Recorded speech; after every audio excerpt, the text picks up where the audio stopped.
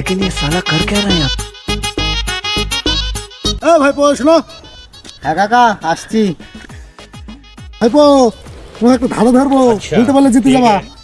ঠিক আছে কাকা, ধাঁধাটা বলো, চেষ্টা করছি আমি। ভাইপো এমন কি জিনিস সকালে 4 পায়ে হাঁটে, দুপুরে 2 পায়ে হাঁটে, রাতে 3 পায়ে হাঁটে, এমন কি জিনিস বলে তো ভাইপো। এটা তো খুব কঠিন ধাঁধা দেখছি। থামো 1 মিনিট, আমি একটু ভেবি দেখি। না কাকা পারবো না, তুমি বল দাও। এটা হচ্ছে মানুষ। শিশুকালে 4 পায়ে হাঁটে, আর বড় হয়ে গেলে 2 পায়ে হাঁটে, আর বয়সকালে লাঠি ধরে 3 পায়ে হাঁটে। তাই তো কাকা, আমি তো জানতাম না এইসব। ভাইপো তুমি একটা আমাকে ধাঁধা ধরো। ঠিক আছে কাকা বলো, কেমন জিনিস তা সবসময় আসে কিন্তু কখনো পৌঁছায় না? এ তো খুব সহজ দাদা।